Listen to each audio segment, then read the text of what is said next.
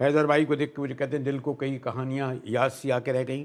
پورا ایک دور سامنے آیا ایم کیو ایم کا عروج, اور -1 بھی دیکھا, پھر باقی ادوار بھی دیکھے, مہاجر سے ایم کیو ایم بھی دیکھی, 9-0 بھی گیا, لندن بھی گیا, بہت کچھ یہ.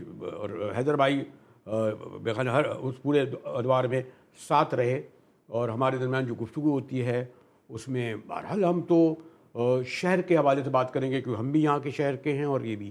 اور آج حیدر صاحب مجھے صرف یہ بتا دیجئے کہ آپ جو کہہ رہے تھے 141 کا 140 کا جو بھی تھا, جتنا بھی پیسہ آتا ہے, چلے اس کا لوکل باڈیز کا یہ ہوا, کوئی یعنی خالی کراچی کا حال نہیں ہے, مٹیاری کا بھی وہی حال ہے بے شک ہے. اور ادھر اب کہتے ہیں جی سکر بہت اچھا ہو گیا, گیا نہیں, شاہ صاحب کی خیریت معلوم کرنے جاؤں گا, لیکن ایک ہی طرح حال ہے.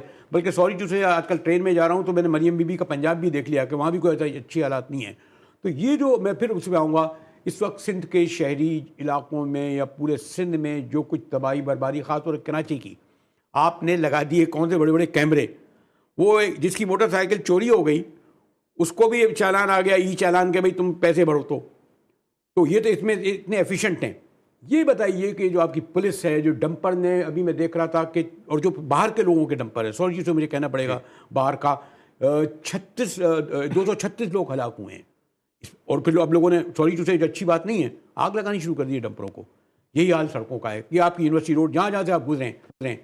تو میں کیوں نہ آپ کو اس ذمہ دار سمجھوں, جبکہ ایم این ایز یہاں کے ہیں, ایم پی اے آپ کے ہیں, لوکل باڈی چلے, میں اس طرح نہیں کہتا. آپ کا مطلب ہے ایم کیو ایم کو کیوں نہ سمجھوں, کتنی آوازیں انہوں نے اٹھائیں, اور 27ویں ترمیم میں جب ہر بات پر وہ مہر ثبت کر رہے تھے, اس پر کیوں نہیں انہوں نے ایک پوائنٹ ڈالا کہ جناب آپ کو جو نہیں منتقل ہوا تھا پروونسز کو تو آ گیا, پروونسز لوکل باڈیز کو کیوں نہیں وہ ہم سائن نہیں کرتے. آپ کو سوری ٹو بازاری لفظ کہنا چاہتا ہوں, وہ نہیں کرنا چاہنا چاہتا.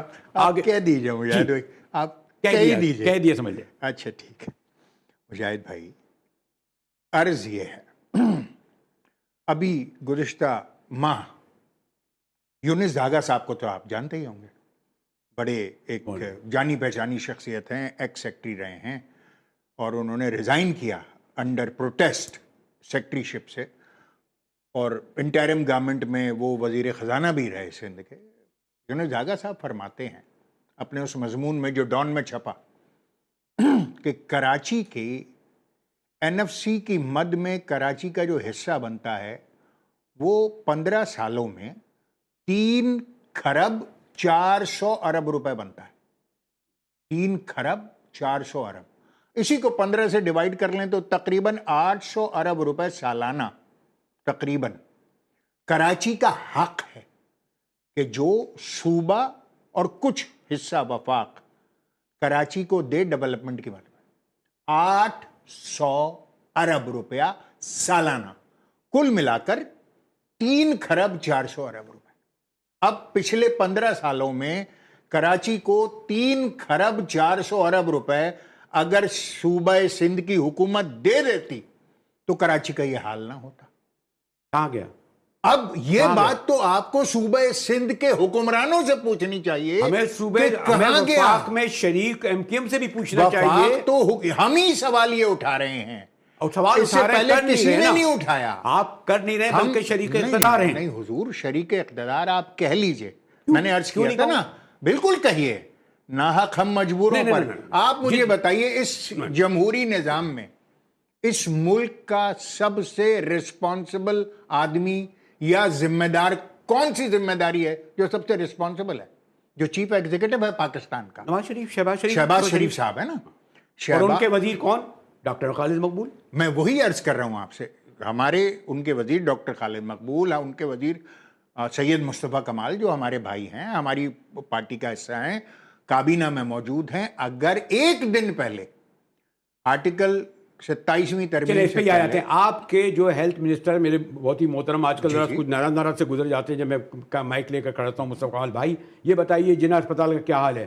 ابھی اس 1.5 سال میں کتنی بار جناح اسپتال گئے, وہ ڈاکٹر علاج کرتے ہوئے وہیں پہ سوری ٹو سے اس کو سہولت نہیں مل سکی ڈاکٹر رسول کو. میری عرض تو آپ اپنی وضاحت کریں, میری عرض سنیے, بتائیے کہ کیا جناح اسپتال وفاق کے ڈومین میں ہے یا صوبے؟ یہ بھی تکتے نہیں ہو سکا کہ میں نے تو یہ دیکھا ہے کہ مصطفیٰ بھائی جگہ جگہ پولیو کے قطرے بلاتے ہوئے ادھر جاتے ہوئے ادھر جاتے ہوئے, مگر اگر میں آپ کے ڈومین میں اینکر بننا چاہوں اس وقت اور آپ کو یہاں میں پولیٹیشین کی سیٹ پہ لاؤں, آپ کے آج کل تو اینکر سے بھی بن جاتے ہیں, لوگ ناراض ہو جاتے ہیں نا کہ آپ ہمارے ڈومین میں کیوں دخل در معقولات فرما رہے ہیں, یہ کہا جاتا ہے نا.